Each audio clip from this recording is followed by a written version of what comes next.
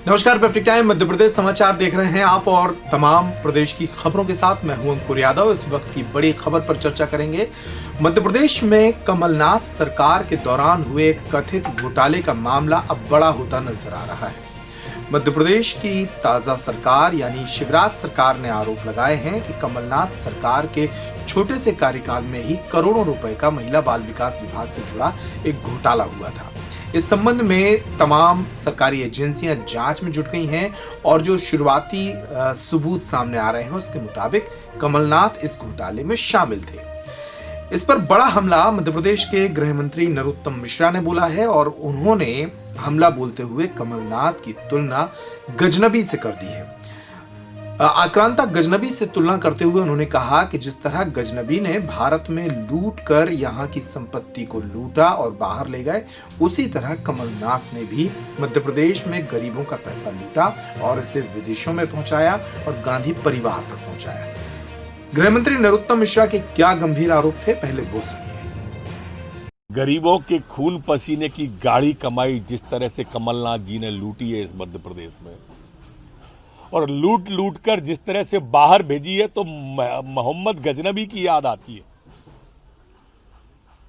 वो गजनबी जो विदेश से आया और भारत का पैसा लूट कर विदेश में ले गया, ऐसे ये मध्य प्रदेश के गरीबों का पैसा लूट कर कमलनाथ जी ने जघन्य पाप किया है, घृणित काम किया है इस देश प्रदेश की जनता का। कल से खामोश क्यों है? जवाब दें कि ये वर्गीस कौन है। क्यों नहीं जवाब दे रहा कोई कांग्रेस का व्यक्ति? मिगलानी जी आ जाएं, वो ही बता दें। लेकिन अब तो स्पष्ट हो गया है कि कमलनाथ जी भ्रष्ट हैं। सरकार संज्ञान लेगी क्या पूरे मामले में? 100% मध्य प्रदेश की सरकार भी संज्ञान लेगी। हम विधि विशेषज्ञों से राय लेंगे।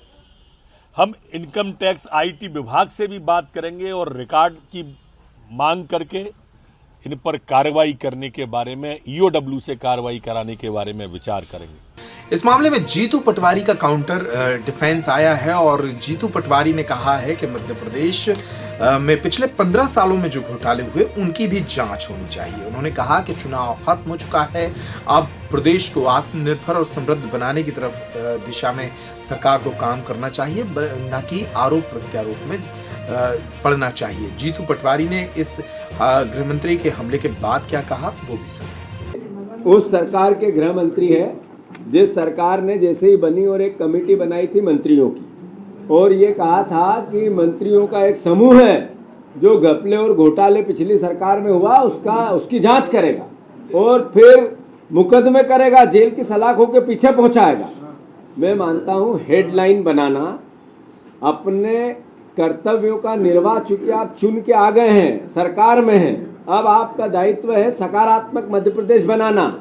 अब चुनाव के आरोप प्रत्यारोप पे नहीं जाना। चुनाव के आरोप प्रत्यारोप जो जहाँ तक थे चले गए। अब नरोत्तम जी से मेरी सलाह है कि सकारात्मक समृद्ध मध्य प्रदेश बने। बच्चियों के बलात्कार, महिलाओं के साथ अत्याचार, मध्य प्रदेश में हत्या और अपराध का जो प्रदेश बना उस पर रोक, ये आपका दायित्व है, उसको आपको निभाना चाहिए और कांग्रेस पार्टी आपका सहयोग करना चाहती है। जहाँ तक भ्रष्टाचार की बात है, आप स्वतंत्र हैं, कांग्रेस पार्टी की आपको चुनौती है। जब चाहे जैसी चाहे किसी रूप में सारी जांचें कराएं, पर याद रहे कि 15 साल से जो सरकार थी, जांचों का दायरा वहाँ से लेके यहाँ तक आए तो आपको फिर से चुनाव उसका स्वागत होगा, अन्यथा चुनाव तो हर 3 साल में आते हैं। तो इस रिपोर्ट में इतना ही। पेप्टिक टाइम मध्य प्रदेश समाचार पर खबरों का सिलसिला लगातार जारी है। आप हमारी खबरों को पढ़ने के लिए हमारी वेबसाइट को भी लॉगिन कर सकते हैं। हमारा ऐप भी गूगल प्ले स्टोर पर उपलब्ध है, जिसे आप डाउनलोड कर सकते हैं। अगर अब तक आपने हमारे चैनल को यूट्यूब पर सब्सक्राइब नहीं किया है तो अभी कर लीजिए। फेसबुक पेज पर अगर आप इस खबर को देख रहे थे तो आपके कमेंट और आपके शेयर हमें मिलते रहने चाहिए। नमस्कार।